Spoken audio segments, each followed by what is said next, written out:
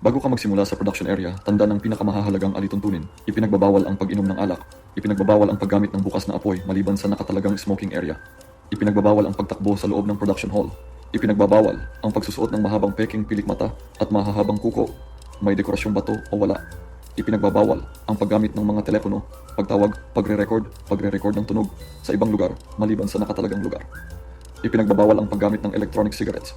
Ipinagbabawal ang paggamit ng headphones. Ipinagbabawal ang paggamit ng cutter knives, tanging mga kasangkapan mula sa brigadsista lamang ang pinapahintulutan. Ipinagbabawal ang pagpasok ng mga bote na gawa sa salamin. Ipinagbabawal ang pagsusuot ng alahas. Kailangang kumain lamang sa kantina. Kailangang gumamit lamang ng mga kasangkapan na ibinigay ng brigadsista. Halmercy safety scalpel, cut-resistant gloves.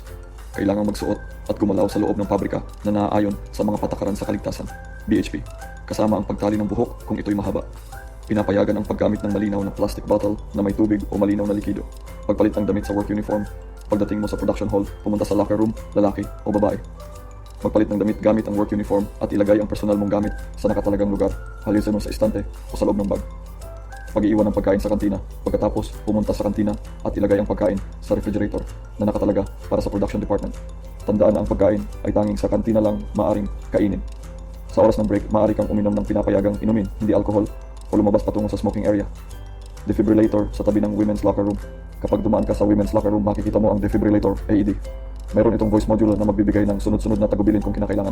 Ang mga electrodes ay kailangang idikit sa tuyong at malinis na balat, ayon sa mga larawan at tagubilin sa aparato. Kapag na-activate ang AED, ang mga voice prompts ay gagabay sa iyo kung ano ang dapat gawin at kailan. Sundin ng eksakto ang mga tagubilin kung may banta sa buhay o kalusugan. Pagre-rehistro ng oras ng trabaho.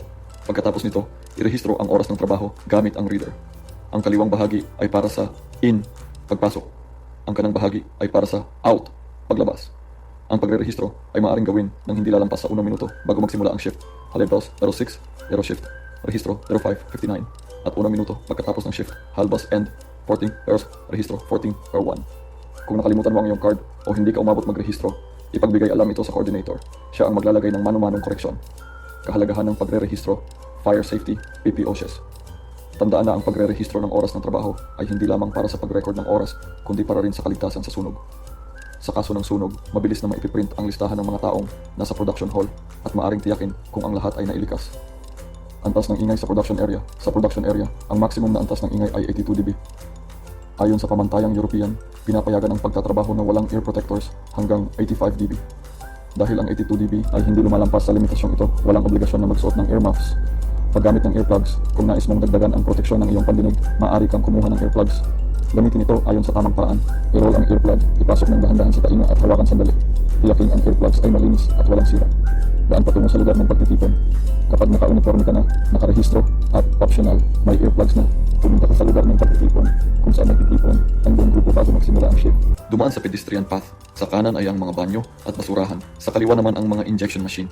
Sa intersection, huminto sa stop sign, tiyakin na ligtas ang daan at tumawid ng maingat.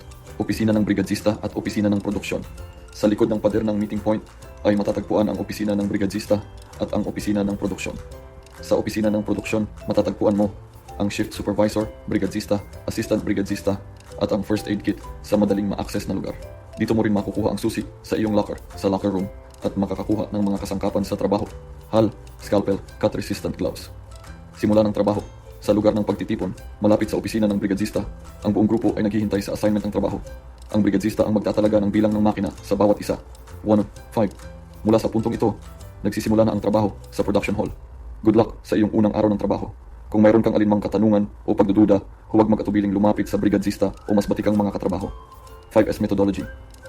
Ang 5S ay isang simple at epektibong paraan upang mapanatili ang kaayusan, kaligtasan at pagiging epektibo sa lugar ng trabaho.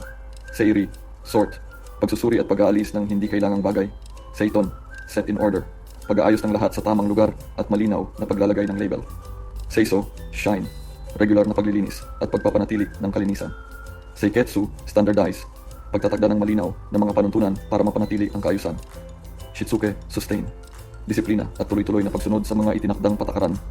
Sa pamamagitan ng 5S, lumilikha ka ng isang ligtas, organisado, at maayos na kapaligiran sa trabaho para sa lahat. Sa loob ng production hall, ang tanging lugar kung saan pinapayagang gumamit ng telepono ay ang espasyo sa tapat ng opisina ng brigadsista. Sa lahat ng ibang bahagi ng hall, mahigpit na ipinagbabawal ang paggamit ng telepono.